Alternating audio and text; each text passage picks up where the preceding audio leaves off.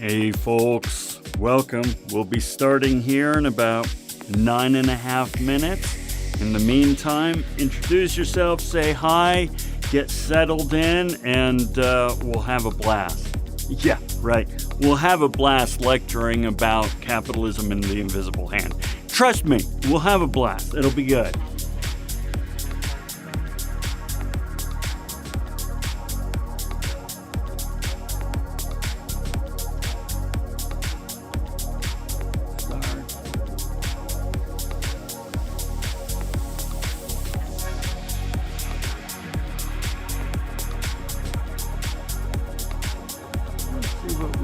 Going on here. Yeah, no one yet.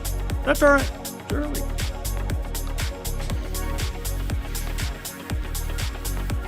We'll be doing some more juggling today. Just a little bit. I think I'll probably talk about this simple, I just hit the mic, this two-handed. If I back up here a little bit, it's not so bad. You know, we've done the forward cascade and we've done the reverse cascade. I think today we'll be talking about, not two-handed, one-handed, and talk about why we want to do that, because you can do some cool stuff with it. There it is. Let's see here. Yeah, we got some folks coming in. Fantastic. But of course it's early. Doesn't matter.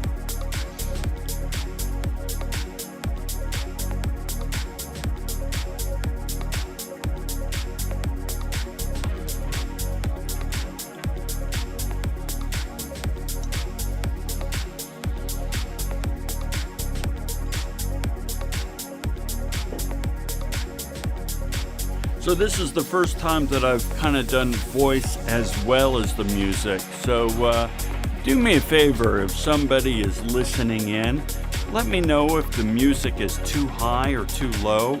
I can see that my voice is coming through just fine, but I don't know if I have good balance between voice and the music. So let me know what you think. Is it too high, too low? What should I change? Just experimenting, playing around with things.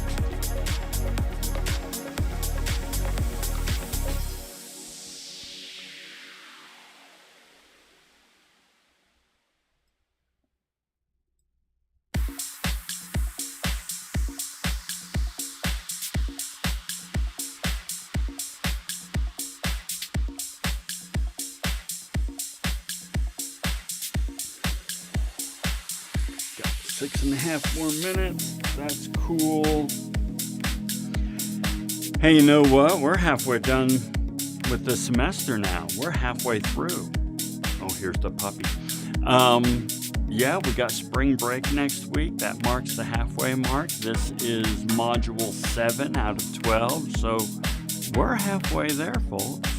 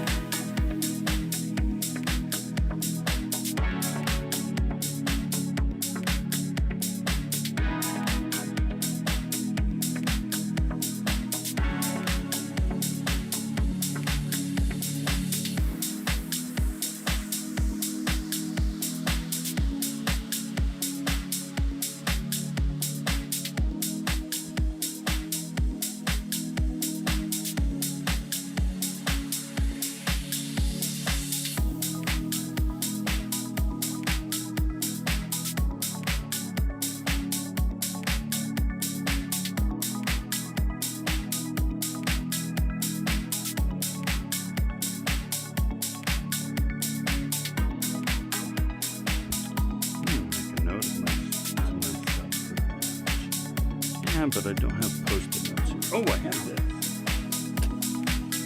You never go too far without place to write something down.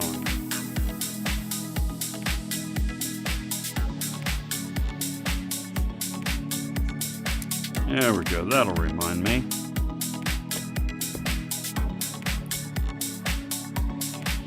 Hey, Jaden. Welcome. Hey, Jaden, do me a favor. How's the music voice balance? Is the music too loud, too low? I just want it to be kind of background. I'm just doing some experimenting. Brittany, carry a notebook and purse all the time. So, Brittany, I'm so totally with you. The nice thing, okay, so my phone, I do, voice memos a lot, so I can just talk, you know how it is. You can talk into the phone, it creates a memo and so forth. But then, at my desk and my bag when I go out and so forth, I cannot go far without a notebook. Brittany, the ones I really like are the moleskin. Those moleskins are really nice. Now, I have these for just sitting on my desk because they're simple that way. But the moleskins I like to carry with me. They're really nice. Say the music, voice are at the same level. Music isn't really background noise. Oh, okay. I feel like it's a good balance. Might be a little different, so I'll tell you what I'm going to do. Just for grins and giggles, I think I'm going to pull back on the music a little bit. Let's see here. Yeah, I pulled back the music a little bit, so hopefully it's a little bit more background now. Moleskins are expensive. They are. And we're going to talk about this in this class in a future lecture. But it's funny how we treat ourselves with the things that we like. And so, oh, good, Brittany, I'm glad the music is better. We treat ourselves. So if we like notebooks, we're going to get nice notebooks. And if we like this, we're going to get nice this. And it's kind of like, well, a moleskin is no different than this, and this costs 10 cents. But yeah, we treat ourselves. We're going to talk about that in a future lecture.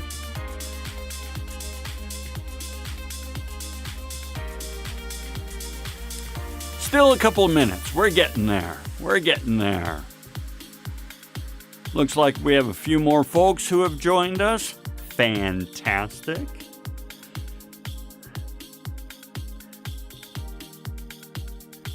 You guys watch live streaming. Actually, do you?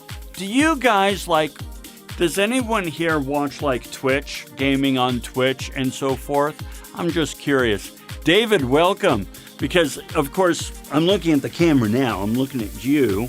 But then I come over here and I look at the comments and Sid says, yeah, totally watch Twitch and so forth. So I always feel odd that my eyes are looking all around when I should be looking at you. But you're used to it, right? David, you watch Twitch occasionally. That makes sense. So I would assume that you're used to seeing the host's eyes move around and so forth. Nice thing is I have the PowerPoint presentation set up over on a monitor over here. So when I'm giving the presentation and I'm going like this, it looks like I'm looking at the one on the screen. So that works out all right. Have to have all these monitors set up and so forth. All right. Watching live stream with you, your dog. That's hilarious. That's funny. Okay. $9 notebook that you love. Oh, marble design. Oh, nice. Yeah, gosh. Tempting to say, well, that's what I'm going to do. That's the kind of notebook I'm going to do. Yeah, no, probably not a good idea. You can't afford that. Same with the Zoom calls, right, Jacqueline? Yeah, we're getting used to it. I kind of feel like to the extent possible, I'd like to look at you. But Zoom calls have got us used to the idea of the eye looking around and so forth. You're absolutely right. All right, looks like we're starting. Okay, watch YouTube. Yeah, depends on the streamer. Totally depends on the streamer. Gosh, And I keep thinking I need to watch more streaming so I can see what others do and so forth. I've been tweaking and messing with my streaming technique a great deal. If you look at the history of my streaming, so you watch a lecture from 2 years ago and then a year and a half ago and then half a year ago and then this, you'll see an evolution, right? But I always think I need to watch more streamers so I can really figure out what I'm doing. Okay. Hey, you know what? Even though we didn't start yet technically, we're going to throw in some light bulbs because you guys are awesome and you've been chatting. Okay. I'm also going to make that a little larger. I can barely read it. There we go. Now I can read that better. Hey, so let's get started. What are we talking about today? We are going to put the final bow on capitalism, okay? Hey, Tyler. Sorry about that. We've actually been talking about the elements of capitalism as they've emerged through, economic thoughts and so forth. And today we're going to review what we've discussed. There we go. There's a word for you. Discussed. Bing. And we're going to then put the final element of capitalism together and talk about what it means. And then we are going to start challenging capitalism. So here's the thing. They often say that capitalism is the best of a lot of bad economic systems. In other words, capitalism, it's not perfect. By any way, shape, or form, it's not perfect. But it's the best solution to a whole bunch of bad solutions, all right? Furthermore, I will go on the record and say I'm a fan of capitalism. And in fact, Adam Smith, who we're going to talk about today, is a fan of capitalism. Nevertheless, that does not mean that it does not have significant problems that need addressing. Okay, so that's what we're going to start doing in this course. We're going to put the final element of capitalism together today, and then we're going to start kind of poking holes at it just a little bit. Okay, because you can't improve something if you don't look at the problems. And so by going la la la la la, I won't look at the problems of capitalism, you're not helping it. Okay. Yes, Colin. Yeah, a lot of capitalism in the readings. Yes, in industrial age readings. Yes. Okay, let's do this. All right, so the 5 ingredients of capitalism. So we have already talked about the first 4, but I want to remind you of the first 4. And let's kind of do this so that it's a little easier for you to see, just a smidge. Don't worry, I'll talk you through it. First of all, we had the profit motive, right? And the profit motive, if we just look at the definition here, a moral concept that personal gain is good, and the idea that each man not only may, but should consistently strive to better his material lot. Okay, this is from a reading and so forth, so it's his, but it's all of us, he, her, everybody. All right. And the idea is, frankly, it's never enough. We always want more. We always want more. We always want to strive for more. We always, we want more. And the profit motive says, that's cool. That's cool. That's fine. Okay. So that was the first one. The next one is free markets. All right. I better stand over here. Free markets is the economic system based on the principle of supply and demand, with little to no government intervention, driven by voluntary exchange of goods and services, each party seeking maximum return. Okay, what does that mean? It means within the bounds of what's legal, right? Setting aside, illegal and so forth. You can buy and sell anything you want. You can set your prices and you can agree to pay a price or disagree to pay a price. there is free and open competition, the market will always find the equilibrium, the right price, because you can't sell it for more than people are willing to pay, but you don't want to sell it for less than people are willing to pay because you want maximum gain. When I purchase, I want maximum gain, maximum return. And when I sell, I want maximum return. And because there is open and free competition, we've got cool functions and features and functionality. We have lower prices. We have higher quality. That's the free market. Okay? And we started to see that come in a couple lectures ago. All right. Then we came up with private wealth or capital. Notice capitalism is called capitalism because capital is the key ingredient. Privately held assets, including money, securities, real estate, buildings, factories, equipment, you name it. When you have capital, you can monetize that capital. The whole gig economy that we're going through right now is based on this. You've got a car? Great. Why don't you do Uber Eats or Uber or something like that? Hey, you've got a computer and connectivity and so forth? Fantastic. Can you design some graphic art for me or design a website? You have capital. You have an extra room in your home? I don't, but well, I do for this. You have an extra room in your home? Great. Go ahead and put that up on Airbnb. The idea is that you can generate wealth through your capital. And part of capitalism is that you can own your capital. Okay? And then last time, we talked about laissez-faire, which is a theory that economies operate best without government involvement, right? Which is ixnay on the regulation ray, no regulation, all right? We want the free market to operate in an unfettered, unrestrained fashion and let the market decide the value in goods and services that are required in that economy. Okay.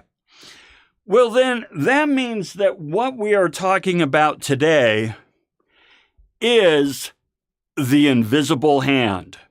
Okay? That's our first topic. This is the fifth and final element of capitalism, the invisible hand.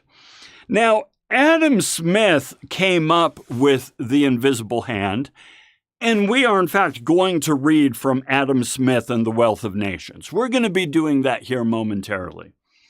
However, we're going to start with Leonard Read's I, Pencil. Because, frankly, it's a wonderful, wonderful little essay, and the video that I provided to you guys in Canvas and so forth. It's a great little essay that really kind of expresses the nature of the invisible hand, okay?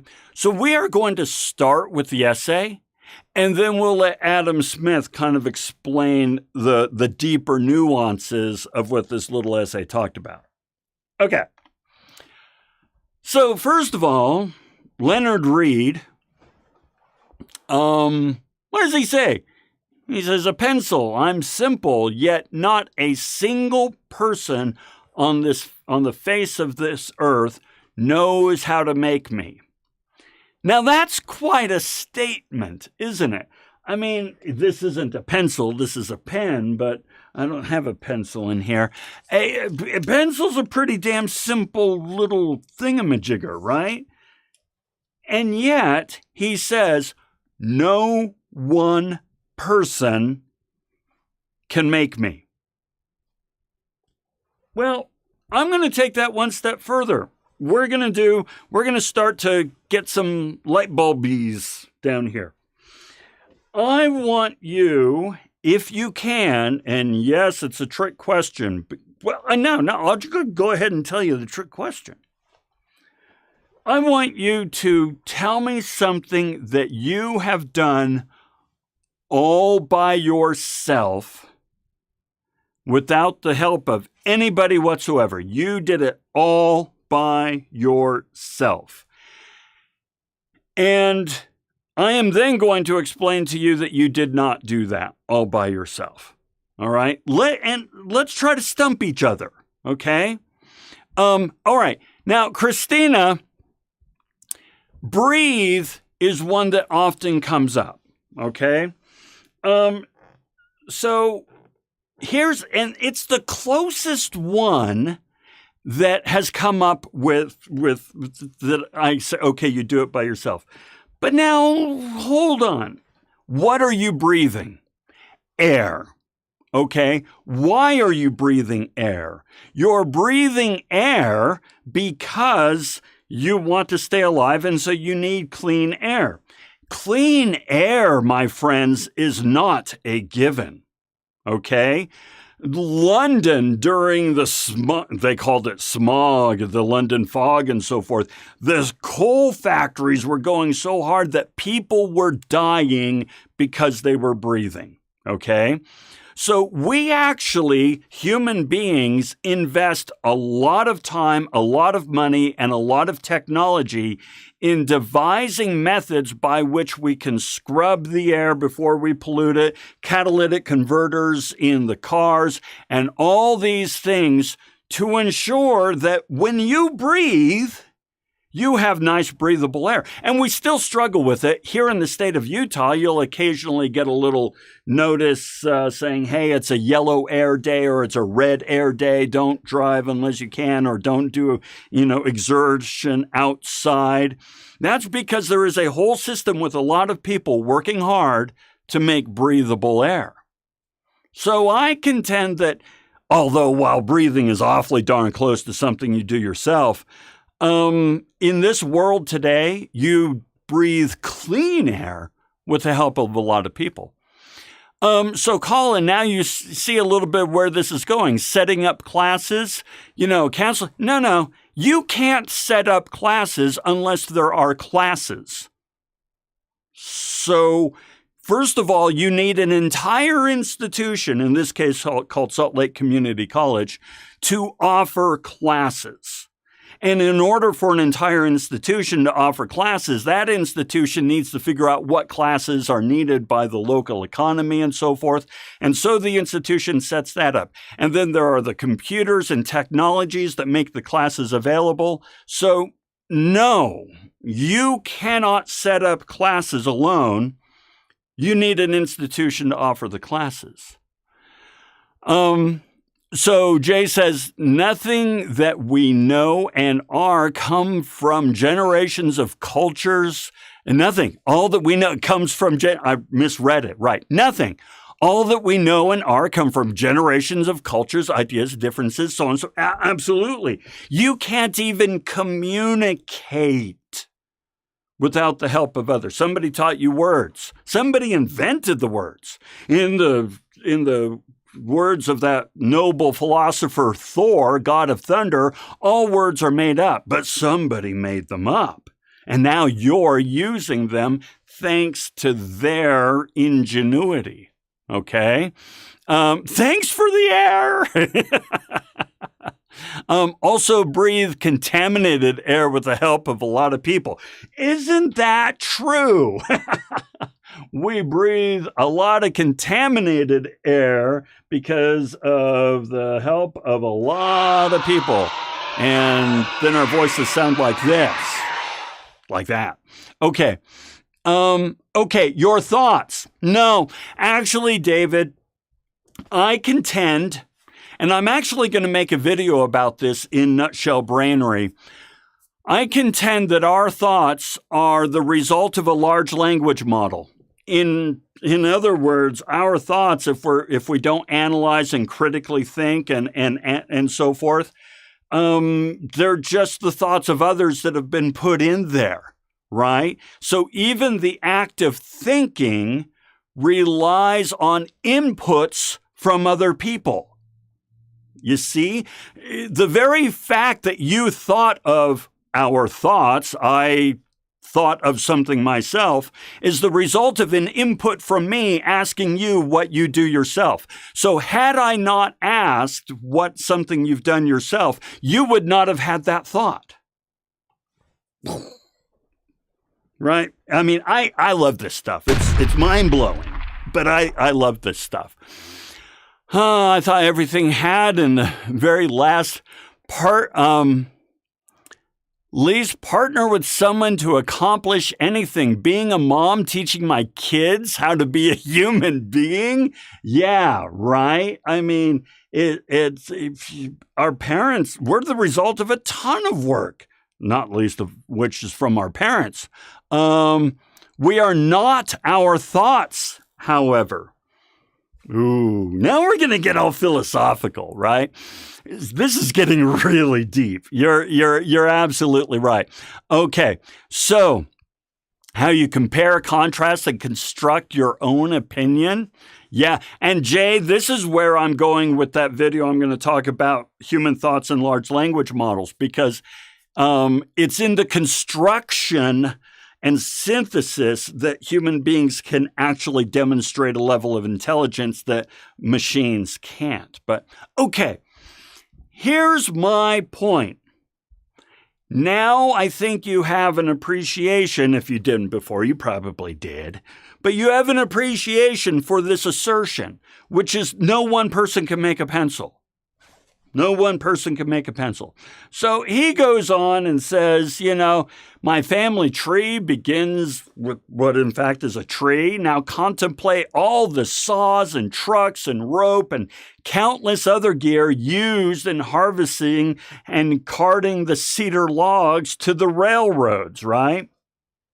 Think of all the persons and the numberless skills that went into their fabrication, the mining of ore, the making of steel, and its refinement into saws, axes, motors, growing of hemp and bringing it through all the stages to heavy and strong rope, the cookery and the raising of foods, why untold thousands of persons had a hand in every cup of coffee the loggers drink.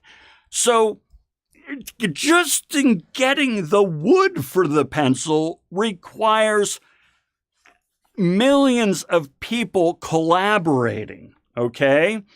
The logs are shipped. Can you imagine the individuals who make flat cars and rails and railroad engines, who construct and install the communication systems, even the lighthouse keepers along the way, assist in my birth, and the harbor pilots. All right, so there's numberless people involved in making this darn pencil. Yes, included are the men who poured the concrete for the dam of a Pacific Gas and Electric, PG&E company, hydro plant, which supplies the mill's power. Millions of human beings have had a hand in my creation, no one of whom even knows more than a few of the others. In other words, millions and millions of people are involved in making this pencil. And the truth of the matter is, no one person knows more about how to make it than the next, or contributes more. Even the president of the pencil company is really just a pencil pusher. Okay? The logger has as much to do with making that pencil as a president talking to shareholders. Okay? So it is impossible for me to name and explain all my antecedents. Does anyone wish to challenge me, in making a pencil? Okay.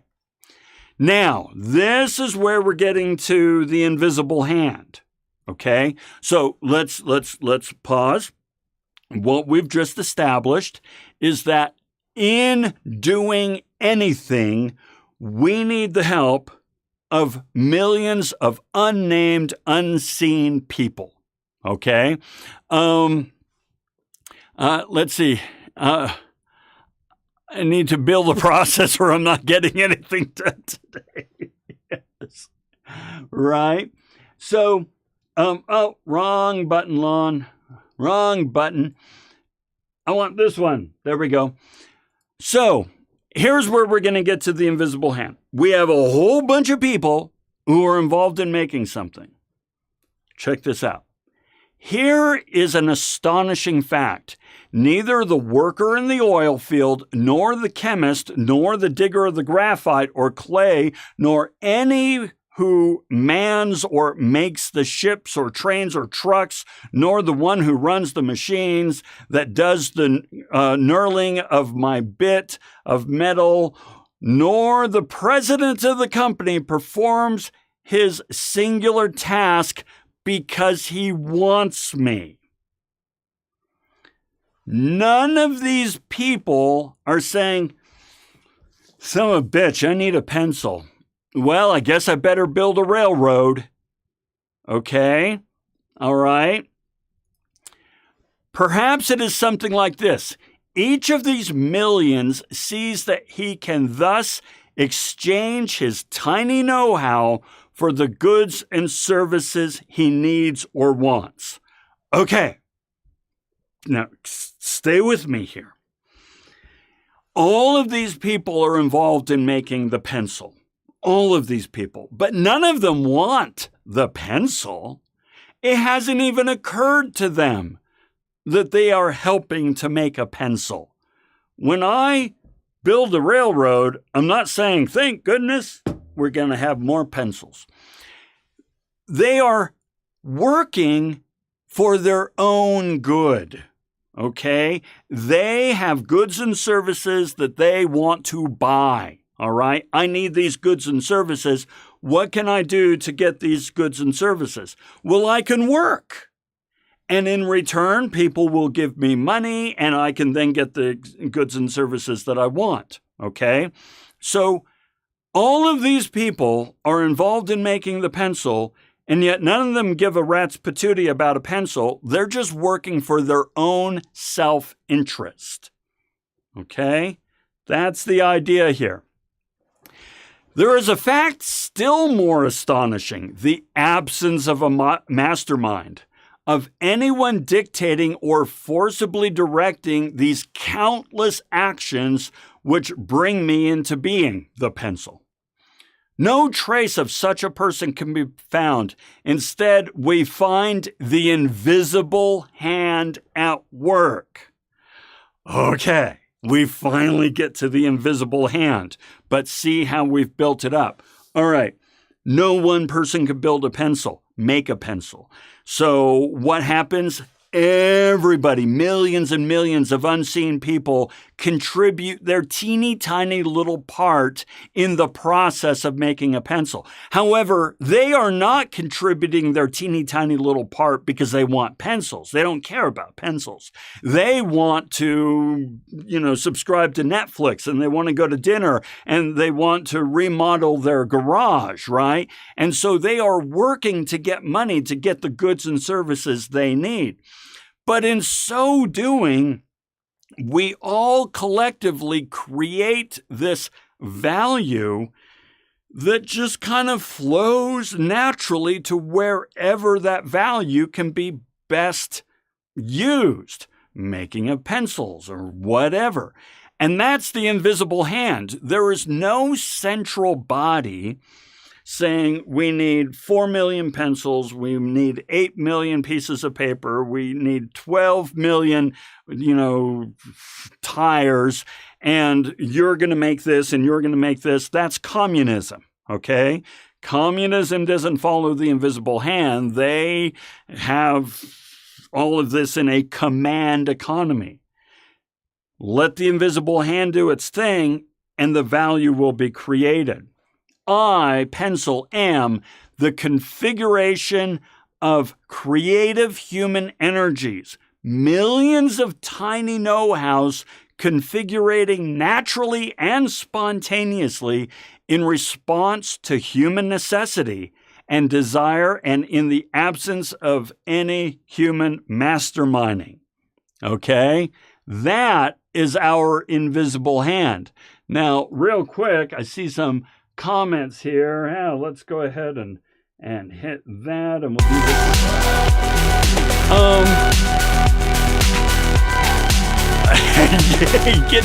Getting overwhelmed by the process of making a pencil, right? And that's hilarious. That's hilarious. And the thing is, Leonard Read chose a pencil because it was the most mundane thing he could find. And yet, when you look at everything that goes into it, it's astonishing that it can happen at all. And yet with no planning. It's everybody acting in their own self-interest. So that is going to, now let me ask you this. Are we right now contributing to the fabrication of pencils? Are we, what we're doing right now, contributing to the fabrication of pencils? What do you think? You can't be wrong, but I'm gonna make my assertion based on everything that we just went over, literally or in theory. I'm gonna say in theory. In theory, are we contributing? Jocelyn says yes. I am not literally making a pencil right now, but am I creating value in some unseen way that could be used in fabrication of pencil? Now, personally, I agree with Jocelyn and Jay, because here's the idea, future pencils. Here's the idea. When we work, okay, not the company, when you and I work, and we're working right now, and yes, school counts as working, okay? When we work, we create value. And the economy, by means of an invisible hand, will take that value and put it wherever that value is needed, okay? Here's the thing, though. You don't know where the value that you're creating is going to go. You have no idea. So for instance, right now I'm teaching, and so some of you are going to go off and become managers. Others are going to go off and become project managers. Some are going to be engineers or accountants. Some of you are going to work with nonprofits. Some of you are going to, start companies. I am contributing my teeny, tiny piece of value to you, and you are going to go off and use it in some way or another. I don't know how you're going to use it. That's up to you, okay? So yeah, we're making pencils. We're also making porn on the dark web. You don't know where the value you create is going to go. Just as in the guy or gal who's serving coffee to loggers doesn't know that he or she is helping to make pencils. He or she doesn't know, doesn't care. I'm just here to do my job and get money so I can remodel my kitchen. Okay? So that is where Adam Smith comes in. Adam Smith is the founding father, if you will, of the idea of the invisible hand. So let's actually now look at his definition now that we have the context of pencils in hand, right? He says, as every individual, therefore, endeavors as much as he can, both to employ his capital, the resources you have, your time, your money, things like that, in the support of domestic industry. Domestic industry, in this case, is his fancy speak for taking care of yourself and your household. Okay? So if we reread that, as every individual, therefore, works hard as much as they can to use their time and money in support of their own household, and so to direct that industry to its produce may be of the greatest value. Every individual necessarily labors to render the annual revenue of society as great as he can. In other words, all of us, according to Adam Smith, you're welcome to disagree. All of us work to try to get as much as we can for our labor.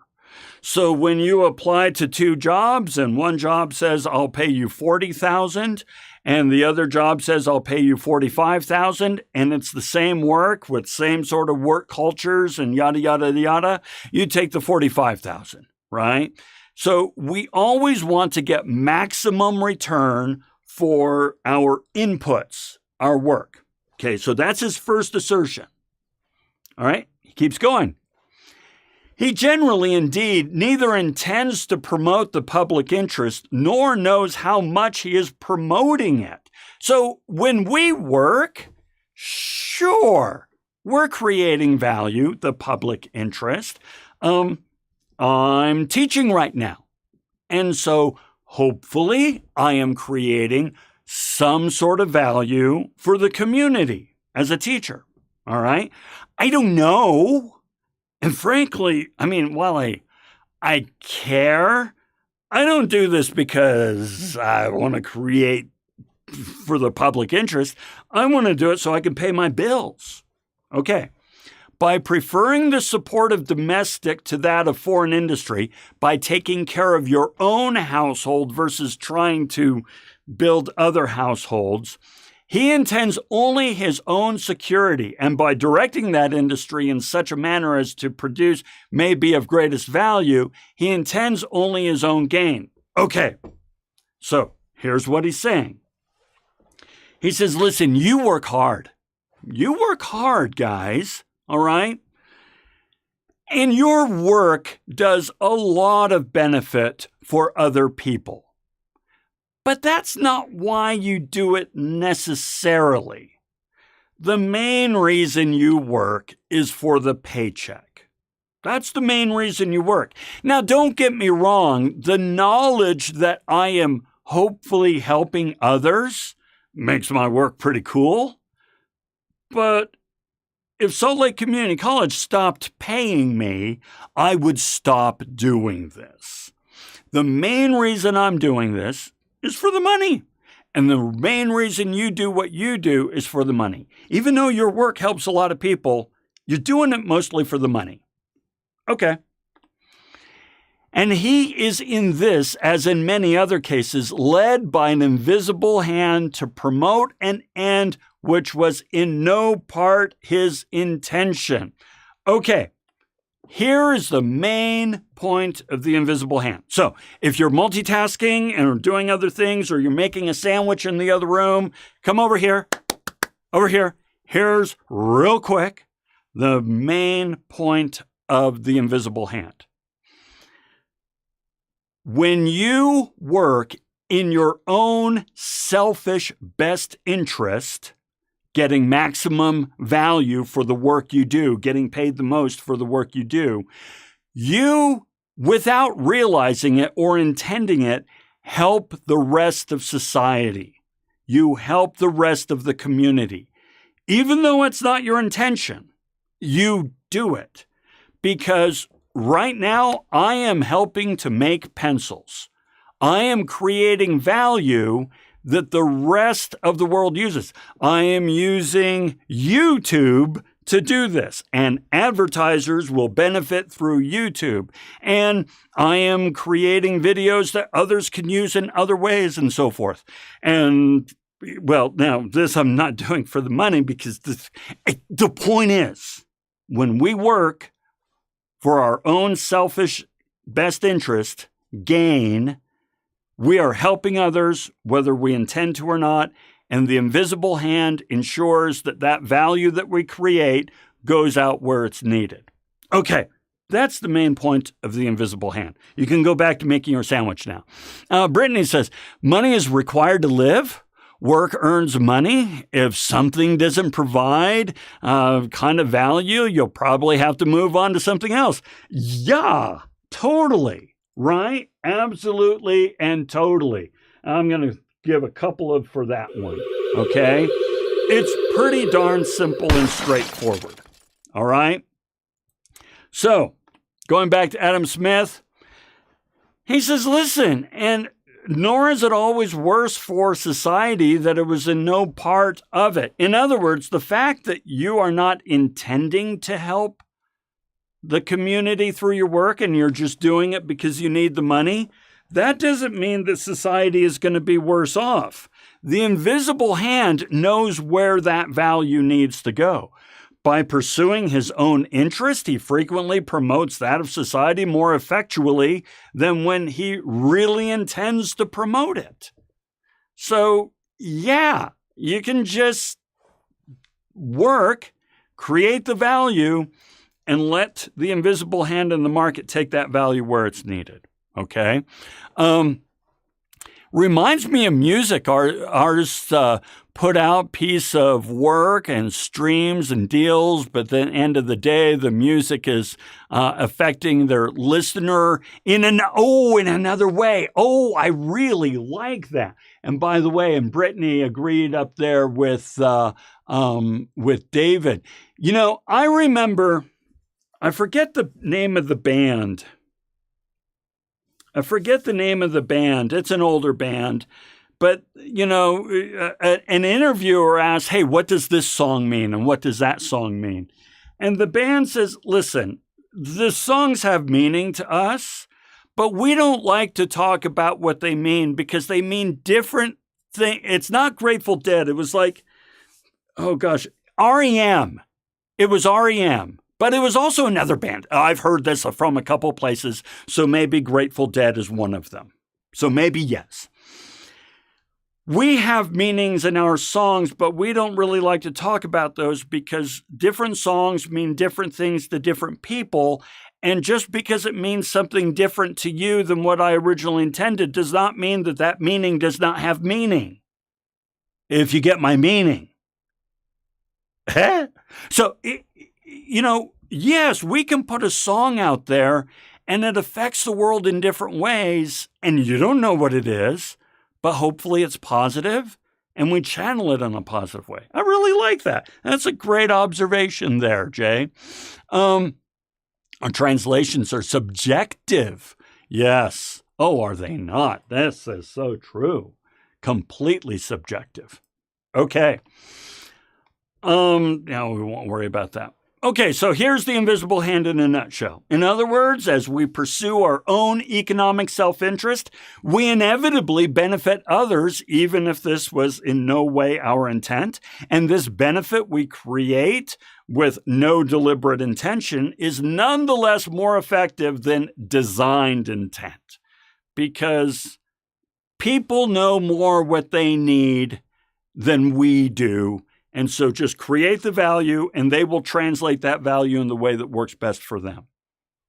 So there you go. That is the invisible hand. And like I say, the same thing goes with me in teaching. I love my job. I really love my job. And I feel like that probably comes through here. I love my job, but I do it for the money because I got to pay for my home and keep my family going and so on and so forth. Actually, they're all smart and competent. They do just fine without me. But you see what I'm saying. And you in the same way, you're selfish SOBs. You're in school right now watching this live stream just for you. You're just doing it for you. You don't give a rat's patootie about me and me paying my bills. Okay, I'm exaggerating to make a point. But in going to school to further your future, you are benefiting me. And yet, when you were 17 years old at home, you never once thought, you know what, I bet there are some faculty at Slick who really want to remodel their kitchens. I ought to go to school so that they can get paid so they can remodel their kitchens. Didn't occur to you once. And yet that's what you're doing. That's what your work is doing. So there's your invisible hand.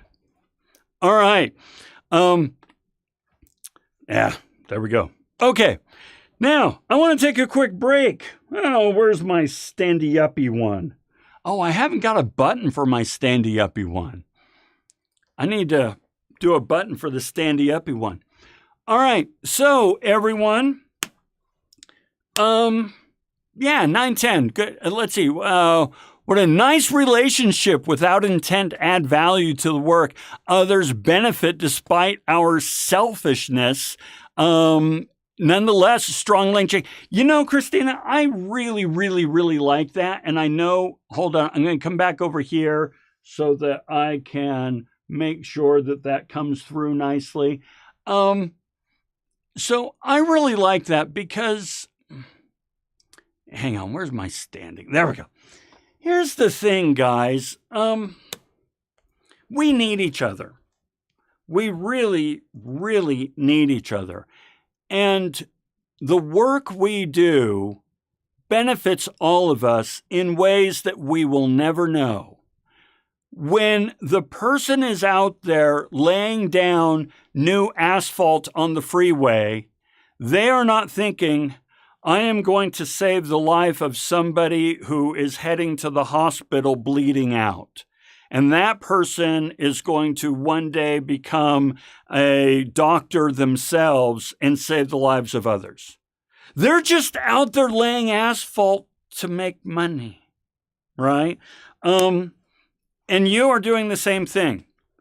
I'm not kidding, okay? The invisible hand says that the work you are doing has profound impact on people who you will never know, and they will never know you, and they will never think about you, but the value you provide will change their lives.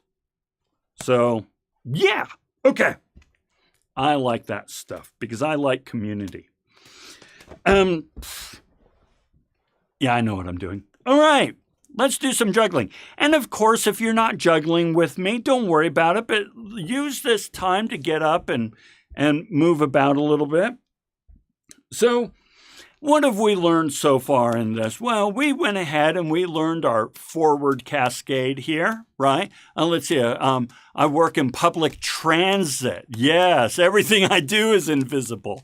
Okay, I just want to be able to show off for a moment and say that I was able to read a comment while at the same time juggling. Oh, I'm so amazing. And so we did the forward cascade, and then we did the reverse cascade, right? Okay, that's our reverse. I should have been reading a comment. That way I wouldn't have dropped it. All right. So what are we going to learn now? Well, we're going to kind of take a step back, and we're just going to use two balls, all right? And what we want to learn to do is just juggle two balls side by side without dropping them. Actually, you're going to drop them a lot, so take that back. Rewind. You can drop them all you want.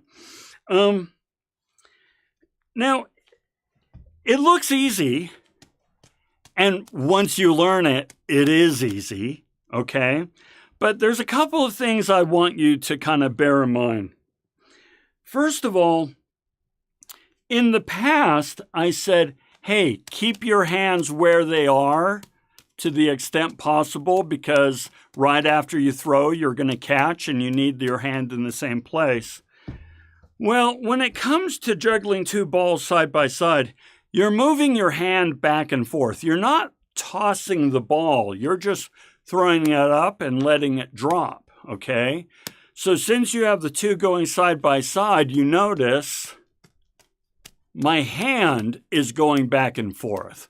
I even contend that, in a way, juggling two side by side is juggling your hand more than juggling the balls, okay? Now, what you're going to be tempted to do is, here, I'll go sideways here so you can kind of see what's happening.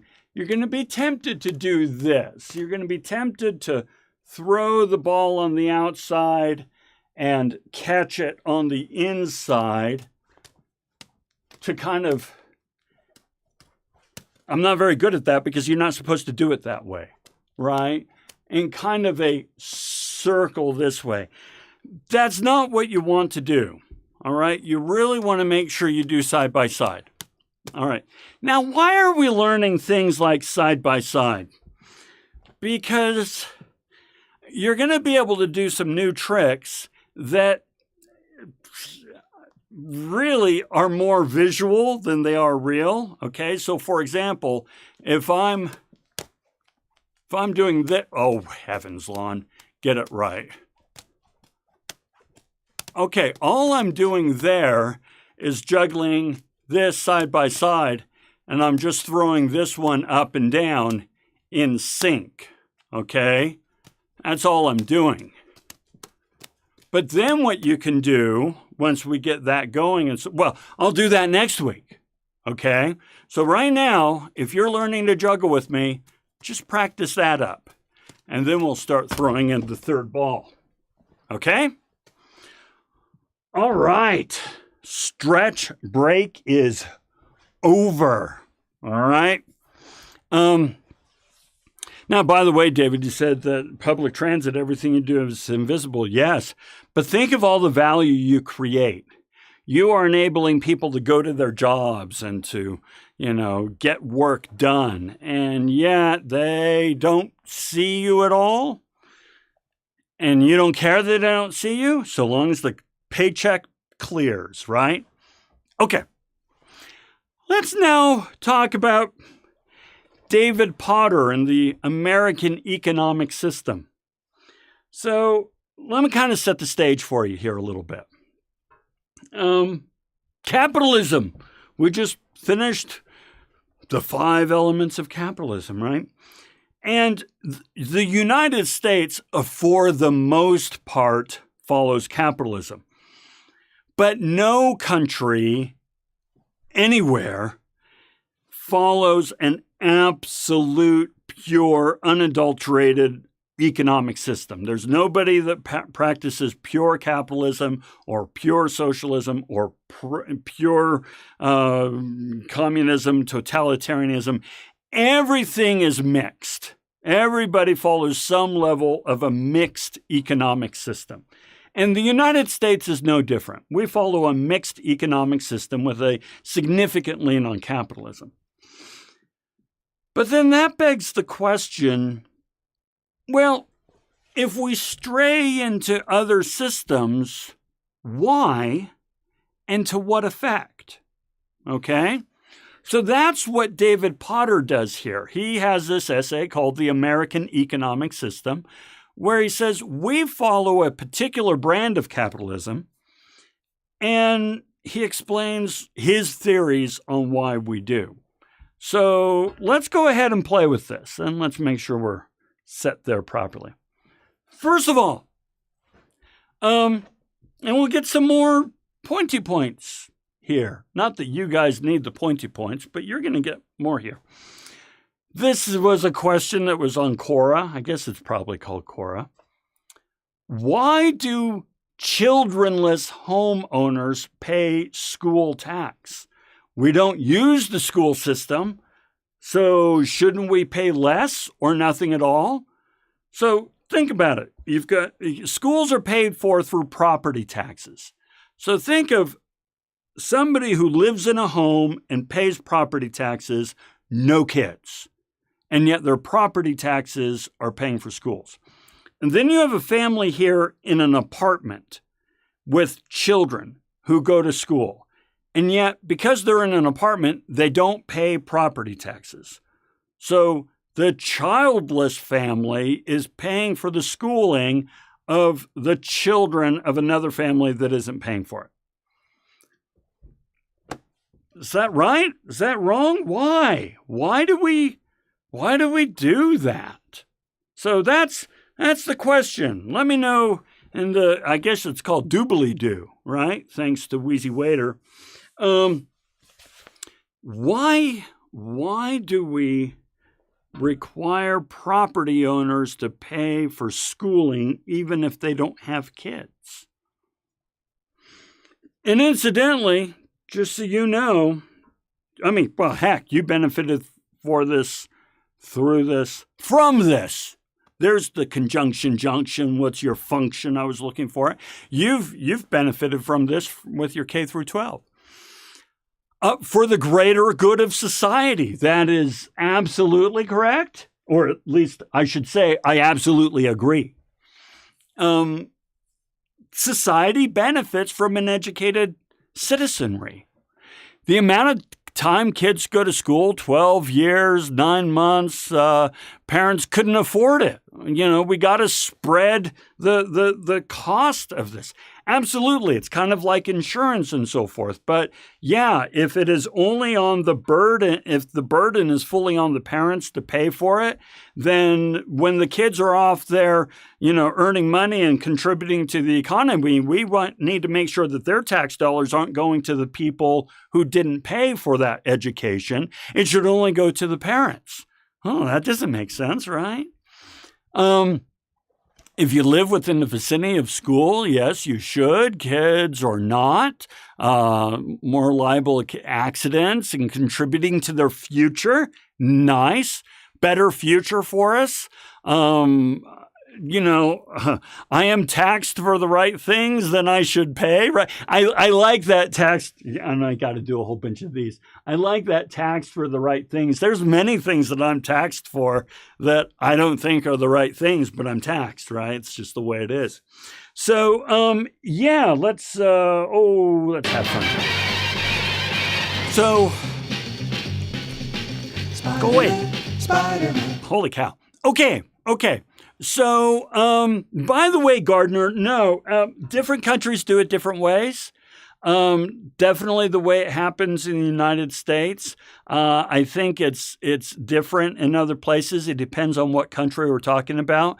And to be perfectly honest, I don't know the details, but I have lived in I've lived in 5 or 6 countries, and I know that it's not the same in each one. So, I ought to investigate that. That's a good question that I don't know the answer to. So, of course, you guys have got it right? Here's the idea. All of society, and we especially know this because of the invisible hand, all of society benefits from an educated citizenry and workforce. Okay? So, one of the things I like to say is it is in my self-interest that you guys have phenomenal careers. Not just because I think you deserve a phenomenal career. It is in my self-interest that you guys crush it in your career. Why is that? Well, because I want to retire in 10 to 12 years. I'm going to retire 10 to 12 years. 10 to 12 years from now, 10, 12, 15 years, you will be at your peak earning in your career, which means 15 years from now, you will be at your peak tax paying in your career. And when you are earning and you are paying taxes, and when you're contributing to the economy, both in taxes and in your invisible hand value, and you are happy and you are thriving, all of the economy is happy and thriving. And I want to retire in an economy that is happy and thriving. There is absolutely no benefit to me for you to be uneducated, unhappy, unfulfilled workers. No benefit to me at all. So, that's why. But now, here's the other thing that's kind of interesting about this, all right? Land is the only thing in the United States that you pay taxes on even when you own it outright. Okay?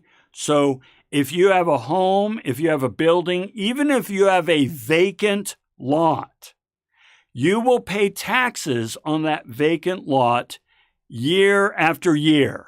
Okay?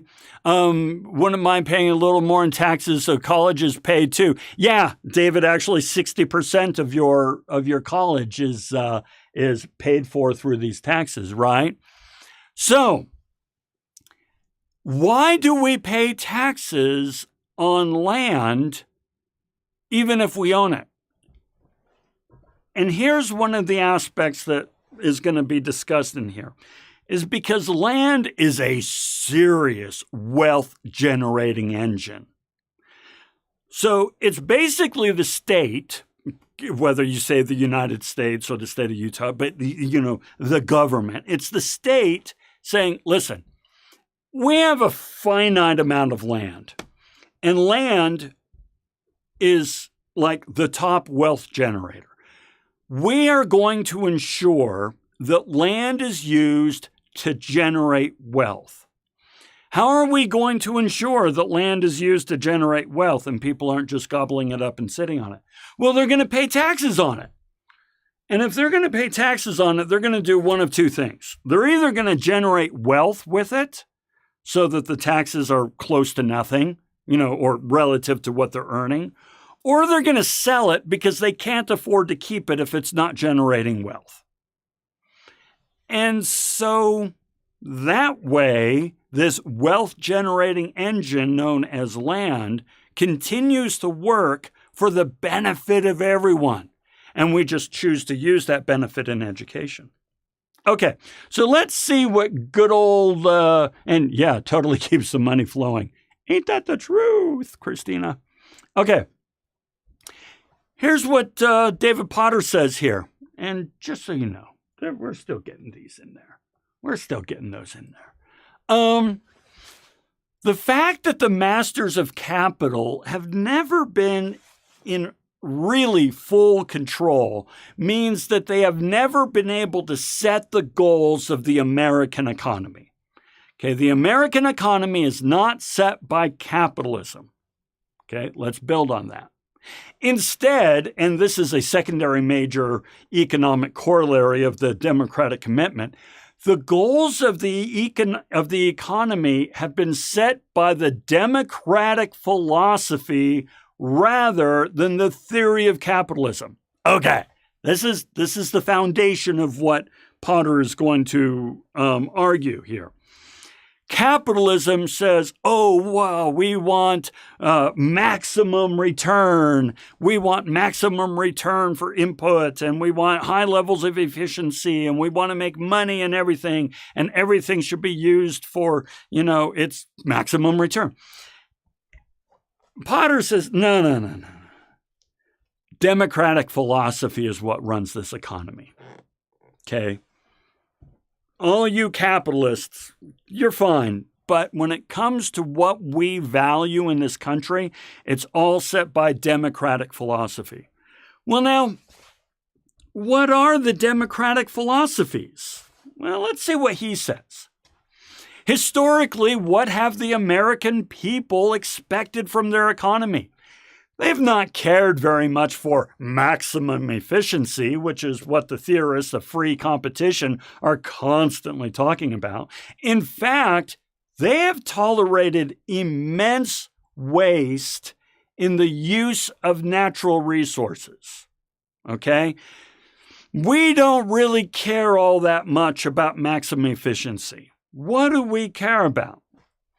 They have not sought the elimination of inefficient or marginal producers, which again is one of the presumed merits of free competition, but they have often gone to the aid of marginal producers, especially in agriculture. Okay, now he's getting somewhere. He's got a couple of little points here that we want to explore. Let's first talk about elimination of inefficient or marginal producers. In a pure capitalist economic system, if you're not producing as well as somebody else, you're going to be, naturally selected out. Whereas in the United States, we're like, no, everybody can do fine, and we're going to support local, and that company's too big to fail. We're going to support them and so forth. And we do so through subsidies and so forth, especially, as he says, in agriculture. Now, I want to be super clear about this. We give subsidies to a whole bunch of industries. In this case, he talks about agriculture, all right? So we are going to look at agriculture. These are all the subsidies over the last 20 years that the U.S. government has given to agriculture. All right. The gray is what the farmer actually produced in value. And the red are the subsidies that the government gave to supplement the farmer and so forth. This is, and socialism is not a dirty word. If it's a dirty word, you need to drop out of Salt Lake Community College because your education is subsidized. Any subsidy from the government, taxpayer-funded subsidy from the government given to an industry, is a form of socialism, okay? So why do we do this? What is it that Americans are really interested in having that we are willing to bend the rules of capitalism here? By the way, earlier, Brittany had talked about maximum profit. And gosh, we're just going to go ahead and do this. Bam, right there. Value most. David said, I agree with Brittany. Our economy may say we aren't capitalists, but the government sure empowers companies to be capitalists. Yes, we're going to cover that. We will cover that. Why, though, are we subsidizing farmers? Because in a pure capitalist system, like in 2002 or in 2006, if you didn't make much as a farmer, too bad, you go out of business. That you're a marginal producer. If you're a farmer that can't compete, why are we giving so much money? What is it that the American people really like to have in regards to agriculture that we're willing to bend the rules of capitalism? What are your thoughts? Let me ask you this. Let's see. Meat and dairy. Brittany, yeah, check this out, guys. How much is a loaf of bread? A loaf of bread, more or less, costs today what it cost 20 years ago, and more or less what it cost 30 years ago. Level for inflation and all that sort of stuff. Here's the thing. We feel that everybody should have ready access to clean water and safe food. We don't like the idea that only the rich can eat and the poor are going to starve to death, right? So we really, really like consistent, affordable prices across, meat and dairy, right? And furthermore, the thing about agriculture, though, is nothing is consistent in the world of agriculture. There are great years and there are awful years, fantastic years, and you're going to go out of business years. And so the government comes along and says, listen, we don't want so much volatility in the meat and dairy and grain industry.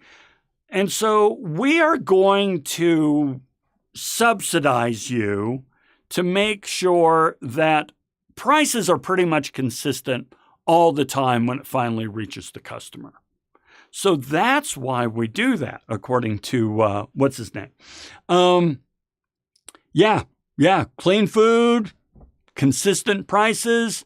It's not always safe.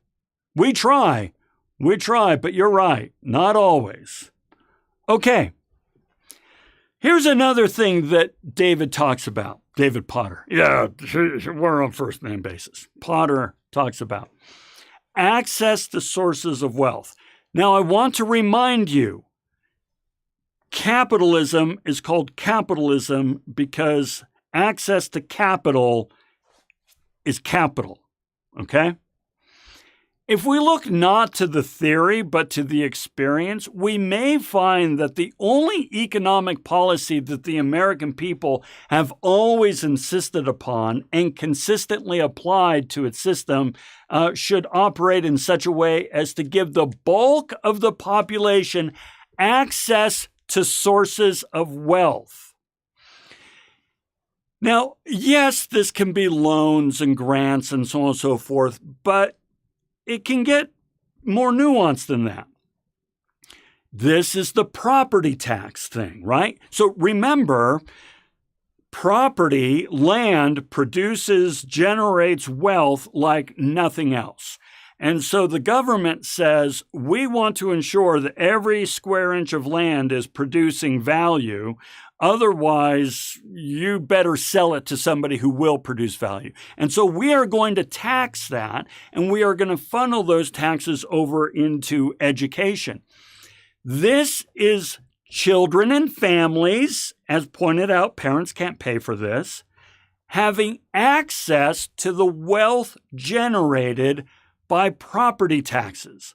Land generates value, generates wealth, and parents have access to that wealth that is generated to educate their children. And here at Salt Lake Community College, 60% of your tuition is subsidized. You are still accessing wealth, okay? So we do this in many, many, many ways. Roads. We don't really do toll roads all that much. I know we do in the Northeast, but they're weird. Good solid roads is access to wealth because somebody built those roads and somebody built, who built the roads? The people who paid car registration fees and so forth. So this is what Potter says is really important. We are willing to spread wealth across as large of a population swath as we can so that everybody can benefit from capitalism that way.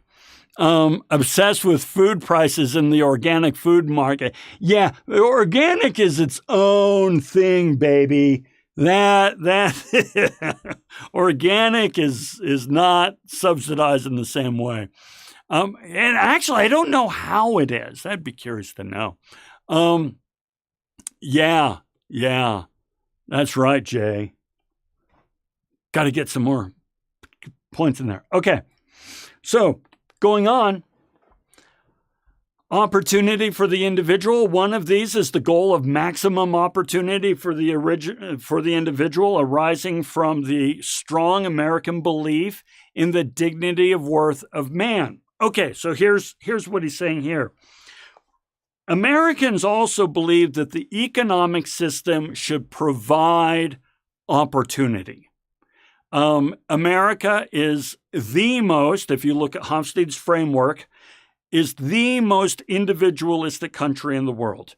Therefore, in the United States, we have the strong sense of anybody can make it big. Anybody can succeed.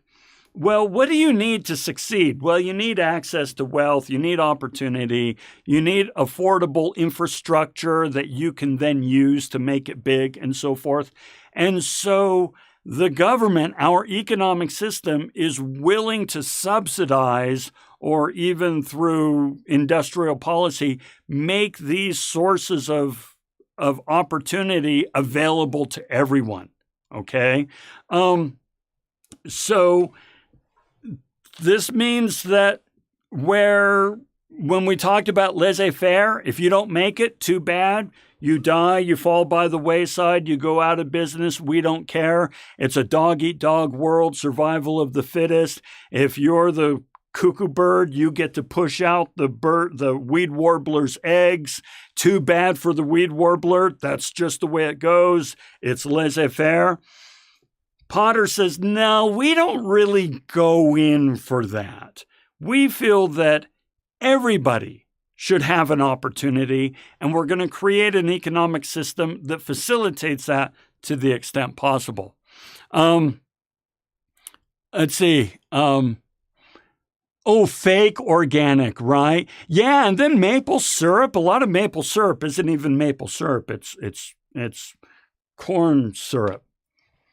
Okay, here's another thing that Americans really like, all right? The other is the goal of a high and steadily improving standard of living. Oh my gosh, yes. We love an ever-increasing standard of living. Arising from the fact that American society began its major growth at a moment of history when, for the first time since the beginning of the world, the productive system was capable of yielding a steadily increasing surplus above the bare necessities. Okay, what did he just say? Here's what he said. From the time that America became America, it was in the wake of the Industrial Revolution, which means we always had the ability to produce more, a surplus. Okay? America has never really been in a state of we are just barely surviving. That part of history is done with for the most part. Instead, we've grown up in a world where we want our TVs ever larger, ever flatter, and ever more HD. We want our connectivity to be ever faster and our phones to be ever more we want more. It's the profit motive. We want our standard of living to be ever increasing. And so we ensure that those companies that are really focusing on increasing standard of living sort of get more of our attention than others. And that comes at a cost, which we will be talking about in future lectures. Okay? Perhaps the most convincing proof of the extent to which the American standard has soared above the physical necessities is not statistical at all, but lies in the fact that Americans no longer buy most of their purchases in response to actual physical need. Need has been transcended as an economic stimulus, and goods are bought for comfort, convenience, recreation, style, or prestige. Okay. What he's saying is that for the most part, we don't buy because we need something to survive. For the most part, we buy things because it's more comfortable, it's convenient, we're doing it for recreation, we want to look fly on campus, which none of us are on campus, and for some level of prestige. All right. So we have different needs. The need of survival has been transcended by the need for social status. And we are going to talk in depth about that going forward. But once again, that means that companies that really feed that are favored above those who don't. And that is it. Holy smoke. Hour and 15 minutes? Not bad. We went over an awful lot. And you guys just, as always, totally crushed it on the on the points. So that's what we've got. We have now wrapped up capitalism, and we are now starting to challenge capitalism.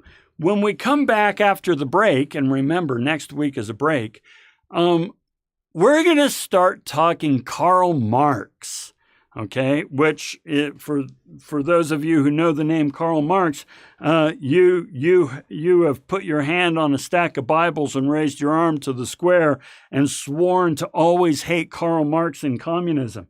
No. We're going to look at how this guy was quite the genius, and he has some ideas that we need to consider because he and Adam Smith agreed on a lot of stuff. So we're going to take a look at that. Communism sucks, by the way, just so you know. But that doesn't mean that the philosophies of Karl Marx don't have merit and should not be considered. I think more laissez-faire than we admit. The government or don't really give two bits if we survive unless we, the whole thing on laissez-faire It kind of depends on the industry. So, David, let me go ahead and agree with you on one, but then show you how we're challenging another. When social media started, the internet and so forth, the government took a very laissez-faire approach because they didn't know what it was going to do. They didn't want to stifle it.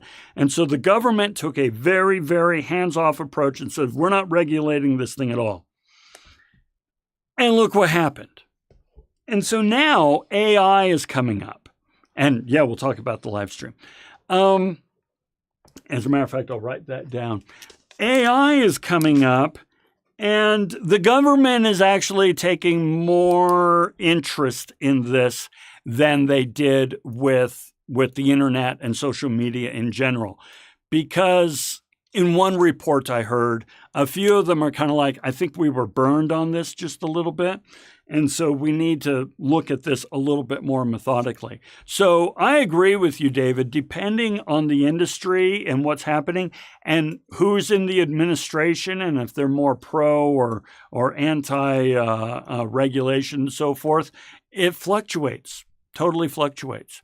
AI stream, yes, I forgot about that, Gardner. I am going to set up an AI live stream. And I'll put it out 3 weeks in advance so we can plan around it and we can schedule it and things like that. Okay. Change your brain and your thought process. That's the whole point. And that's why I freaking love this class. It changes mine too, by the way. Don't think for a moment that I'm sitting here being the sage on the stage knowing what I'm talking about. It's influencing me and making me rethink things all the time. And I love that. Okay. Brittany agreeing with David. Yeah. Yeah. It depends on a lot of factors there. I think we should be a little less laissez-faire, but it sort of depends. All right, everyone. We are all set. If you have any questions or comments or anything, I'll be sticking around. Otherwise, have a fantabulous week and an even better week off. I know you probably don't have the week off of work. I get that. You still have to work. But it's nice to be able to go a week without school. So that's kind of cool. All right. So, Brittany, thank you. Christina, we will see you later. Glad you could join and have some fun today. Adios, Jay. We'll see ya. We'll see you later, Rebecca.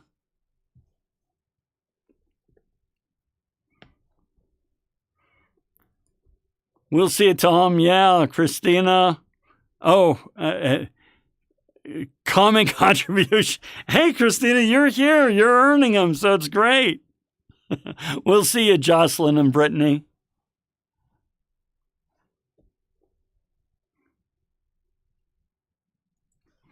I'll reduce this down so I can see it. Oh, am I going to be able to see it? Yeah, we're getting there. Oh, hey, David, don't you apologize for that at all.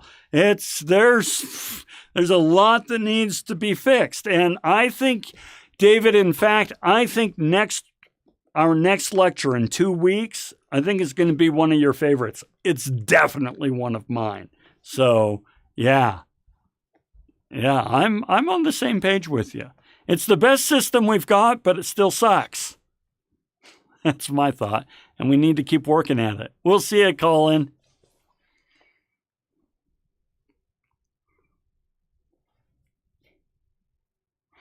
Oh, are we going to discuss the paper sometime? Yeah, that's a good one. Let me build in some time that we do that.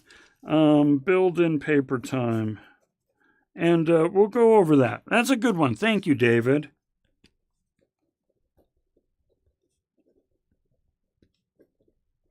Yeah, I'll take care of that.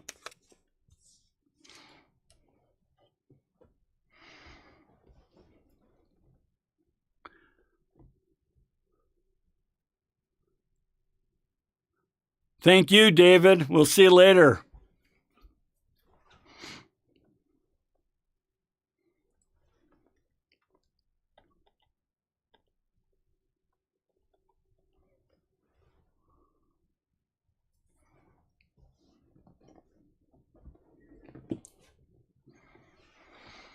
Okay, well, looks like we've got on down there, so I'm going to go ahead and wrap up the live stream, and we will see you all next time. Have a good one.